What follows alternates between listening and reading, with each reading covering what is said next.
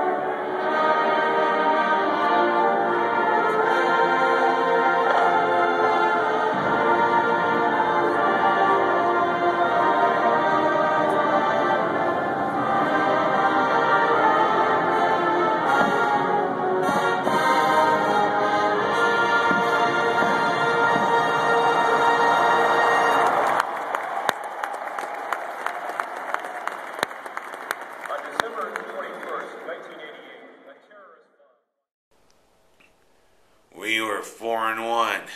We finally got off the schneid against South Florida. Finally winning one against those Bulls. And who do we get coming back to the Dome for our Big East home opener? Our old rivals from down there in southwestern Pennsylvania. Yep, the Three Rivers town. The University of Pittsburgh. The Panthers. And the sportscaster said, it's time, because Syracuse is on the rise, that this become a rivalry again. It's always been such a great rivalry for Syracuse against the Panthers. And I was hoping with the noise the fans were making and the orange out that was in place there in the Dome, that it was going to be a hell of a game. Well, the Panthers' first play from scrimmage helped take care of it. A long touchdown pass from Sunseri to Street, who decided to go running down the street all the way to the end zone on their first play. It was like the Dome suddenly lost all its air.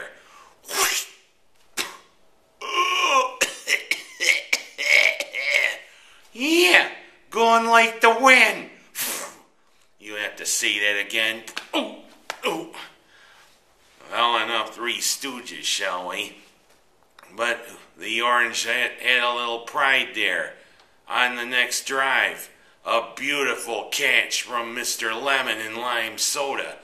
And then a couple of run-ins by DeLone Carter, who on his first run lost the ball as he went down, but his knee was down before he hit the end zone. Finally, 3 times the charm, and Mr. Carter finally goes in to tie it at 7-7. Boy, I should have ordered that, knowing it was going to be 7-7. That's a good drink, don't you know? Hey, I'll have a 7-7, because that's what I'm going to need to get through this next part. Boy, it looked as though that way that the first play from scrimmage for the Panthers happened seemed to deflate the Orange. On defense, it looked as though the Orange couldn't stop the Panthers in Sunseri. He marched them right down the field through the rest of the first half, leading to a 28-7 lead. It was like all of a sudden the Orange got stone cold, and I thought I knew them so well. Look that up on your rainbow. There's no pot of gold there, you know. And especially, it seemed as though the Orange become mistake-prone at the most inopportune time. And you know, if they can't stop the Panthers, giving up 4 balls to the Panthers helps. 4 times. Twice on interceptions. Twice on fumbles. The second interception went for a pick six, 80 yards down the sideline. I know, Mr. Nassib, that you are supposed to lead the receiver on sometimes, but you know, you don't have to tease him all night long. Look that up, Maxine Nightingale fans. 35-7, and even though the Orange drove downfield to a nice touchdown there with Van Chew, that was all the highlights. Because again, Pittsburgh puts 10 more points. Sunseri decided to have his breakout game against the Orange. And all in all, the Orange got smoked. Much like my friend Mr. Millis's turkey yesterday at a chili cook-off for a friend of mine who's battling cancer. But, you know, 45-14. If that was any indication, it looks as though the Orange still have a ways to go against the Big East. Just as the Orange seem to be creeping back into the national limelight with their start, they come crashing with a thud.